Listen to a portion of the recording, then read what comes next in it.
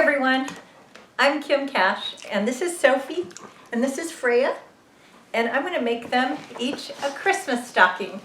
And I've got my material right here. It's a bunch of little puppies. So I'm going to make 2 Christmas stockings, one for Sophie and one for Freya, and I'll show you how I'm going to do it.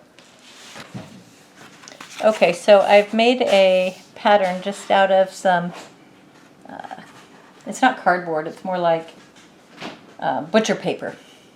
And I'm going to lay it down on my fabric. Let me scoot out a little bit so you can see better. Let me see if I can get it aimed down better.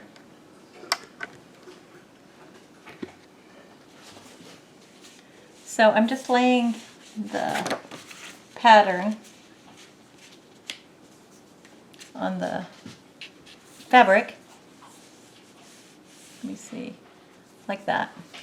And then I'm just going to cut it out. And I'm trying to leave like a 5/8 inch seam allowance around the edge. And you could pin it or mark it. I just think I can hold this. It's not a difficult pattern. So I think I can just do it while it's laying down there.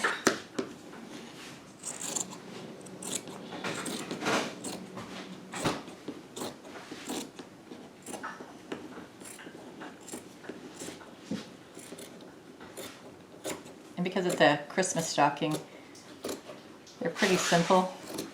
You could make it a different style, however you wanted. Just draw it on paper and cut it out. So now I've got the basic shape cut out. So let's see if you can see that. I guess I'm awful close to it. So there it is. And now you flip the material right side to right side. Oh, but before I do that, I want to put a little trim on it. So this is the ribbon that I'm going to use, and it's got a furry kind of Santa Claus hat kind of fur, and I'm just going to take that and put it on the top of the stocking. So I lay it out to measure it to where I should cut it, and I just like to leave a little extra so that when I sew it together it will actually look like it's not broken. So I'm just cutting it there. And you have to put it on both sides so that you don't just have fur on one side. So I just lay it out so that I know how much it needs.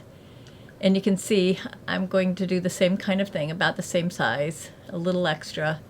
Maybe like you should have at least a 5/8 seam allowance that you leave there, but I'm leaving a little bit extra because I can always trim that. So I'm going to go over to the sewing machine and just sew that onto the top of each of the socks. And after I do that, I'll put right sides together and stitch all the way around the socks.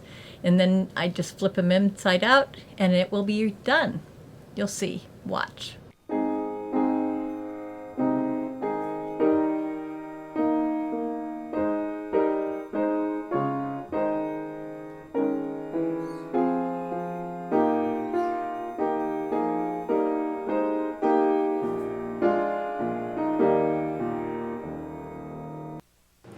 So I took some ribbon and cut off a little piece for each of the stockings, just like about this much, a couple inches.